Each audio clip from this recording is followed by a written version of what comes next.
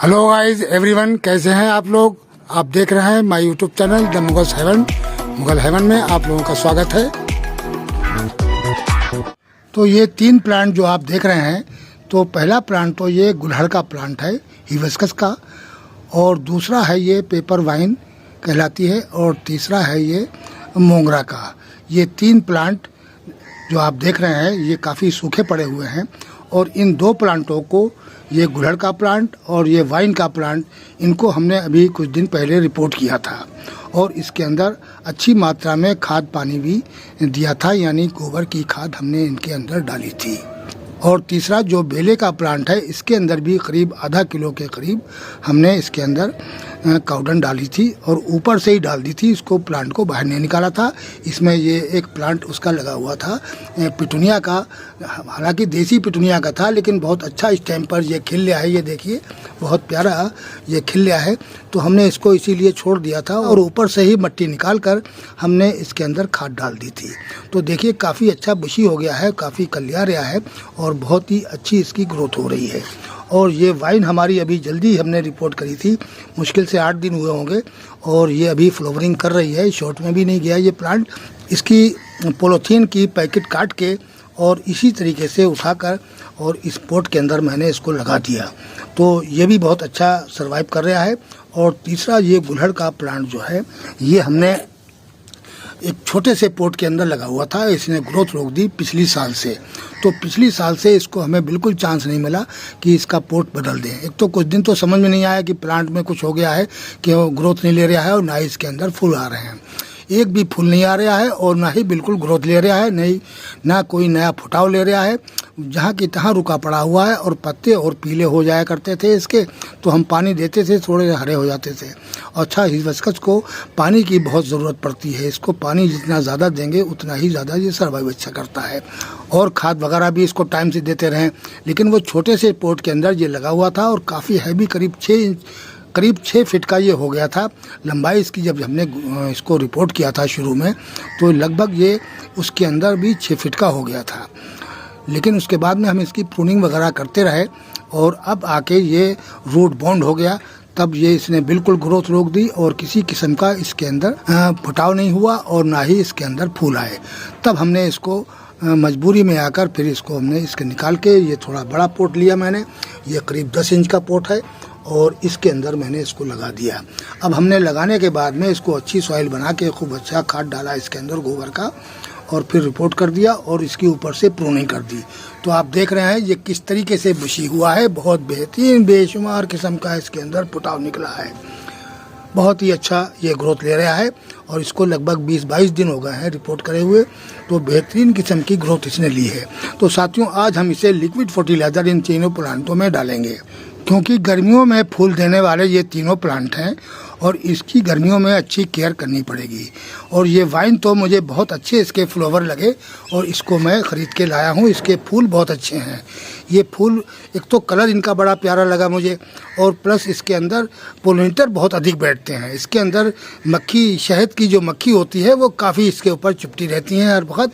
जो नर्सरी में मैंने देखा था, तो वहाँ भी इसके ऊपर मधुमक्खियाँ चिपटी हुई थी।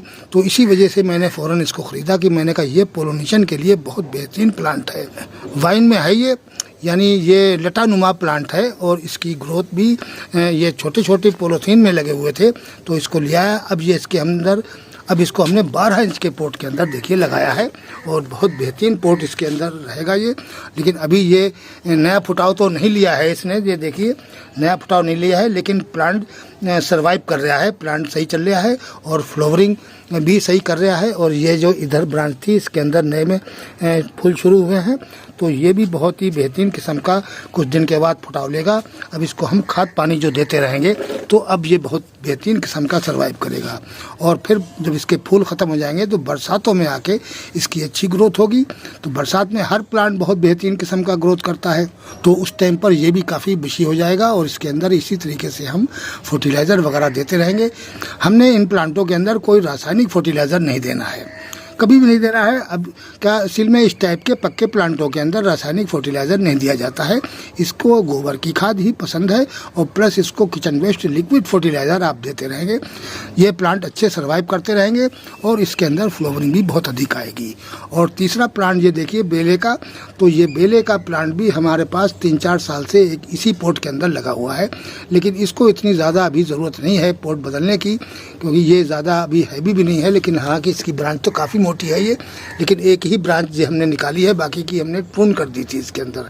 तो एक ब्रांच निकालती है तो ये एक प्लांट के नुमा यानी एक पौधा टाइप का लगता है और ऊपर से हम इसकी प्रूनिंग कर देते हैं। अब ये काफ़ी बुशी हो गया है और अब हमने इसको धूप में भी रख दिया है। कुछ ही दिन में इसके अंदर कलियां आने लगेंगी और इसके अंदर फ्लावरिंग होने लगेगी।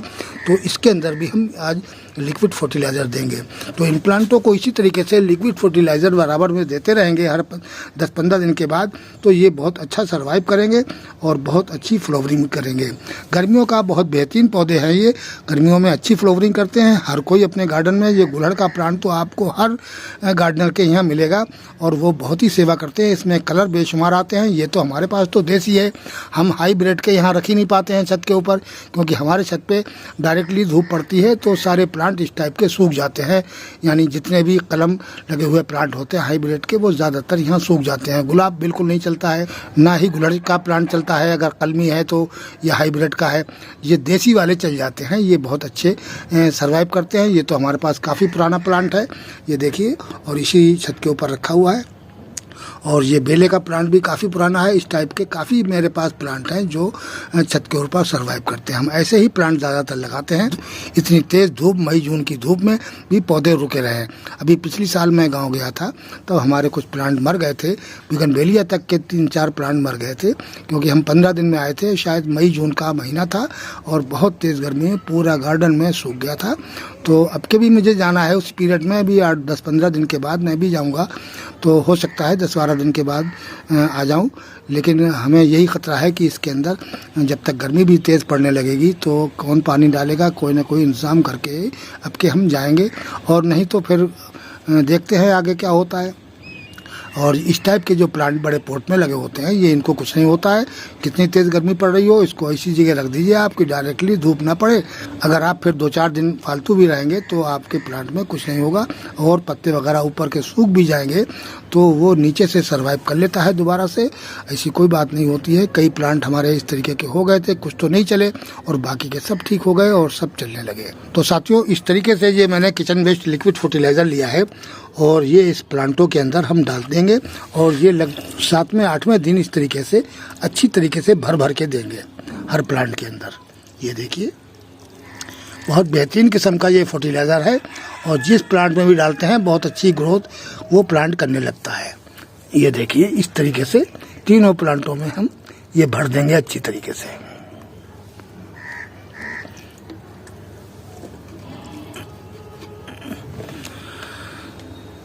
तो साथियों, आपके पास भी इस टाइप के गर्मियों के प्लांट हो तो आप उसके अंदर किचन वेस्ट लिक्विड फर्टिलाइज़र देते रहें। रासायनिक फर्टिलाइज़र इनके अंदर नहीं दिया जाता है। इसके अंदर गोबर की खाद चाहिए, इसको अच्छी मिकदार में मिला दीजिए आप सॉइल के अंदर, या अगर नहीं रिपोर्ट करना चाह रहे हैं तो ऊपर से ही 3-4 इंच की मिट्टी निकाल के और उसमें फिर आप काउडन के अंदर थोड़ी मिट्टी मिलाकर और उसके चारों साइड भर दें और फिर ऊपर से जो बची हुई मिट्टी है वो डाल दें और आप इस तरीके से लिक्विड फर्टिलाइज़र देते रहेंगे तो आपका प्लांट बहुत अच्छा सर्वाइव करता रहेगा। तो साथियों, वीडियो कैसा लगा? आज की वीडियो में इतना ही। मिलते हैं अगले वीडियो में नए टॉपिक और नए कंटेंट के साथ। अगर हमारा वीडियो अच्छा लगे तो प्लीज़ लाइक कीजिए, शेयर कीजिए और सब्सक्राइब कीजिए। शुक्रिया, धन्यवाद।